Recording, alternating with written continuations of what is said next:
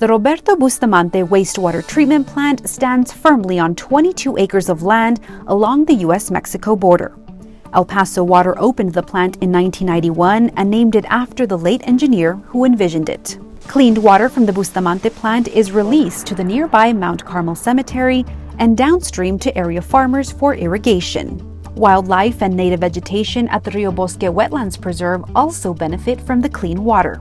My name is Martin Ortiz, and I'm the superintendent for the Bustamante wastewater treatment plant. What we receive is around 30 million gallons per day of wastewater, and that's what we're treating currently right now. The plant is rated for 39 million gallons per day, and we're almost like at 70% to a 75% capacity.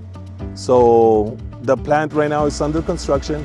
The expansion and upgrades project will allow the plant to treat up to 51 million gallons daily. Bustamante services the city's lower valley and east side. Wastewater is anything that is being either flushed down the toilet or through a lavatory, a sink, if you're washing your dishes or you're washing clothes, anything that you're contributing water to go through the sewer lines. Pump stations throughout the city bring the wastewater to the treatment plant. We're going to be receiving all that wastewater through these bar screens. This is where we're going to try to take all the debris that's being flushed down the toilets, like the wipes. We ask you not to flush those wipes, those Q-tips. A lot of people, for some reason, they try to flush the Q-tips. So make sure, if it's not toilet paper, please do not flush it down the toilet. After the larger debris is removed, the water is sent to the degrit building where pebbles, sand, and organic materials are removed. After the debris is being removed, which is one of the main contributors that are going to damage our pumps, so now the first stage that the wastewater is going to be at will be at our primary clarifiers.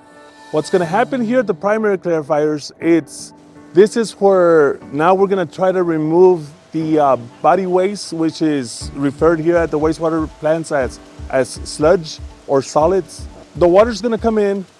The sludge will actually settle at the bottom of the clarifier, and that's how we're going to start removing the sludge from the water.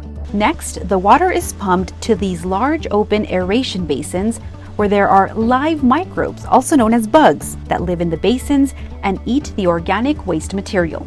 You have different kinds of bugs, and what you want to keep is the ones that are going to be able to treat the wastewater the correct way. The next step is going to be our secondary clarifiers. Our secondary clarifiers, it's something similar to our primary clarifiers. The water's going to flow through. We're going to settle the sludge as well. And then at this stage, after this, the water's going to be a lot cleaner. As we near the end of the treatment process, the water begins to clear up, a notable difference from when the wastewater first entered the plant. And now the water enters the chlorine contact chamber.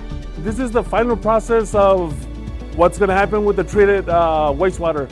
Right now, on this side, this is going to the Rio Bosque. And then on that other side, it's going to the Riverside Canal for irrigation purposes. Thank you for joining us on this tour of the Bustamante wastewater treatment plant.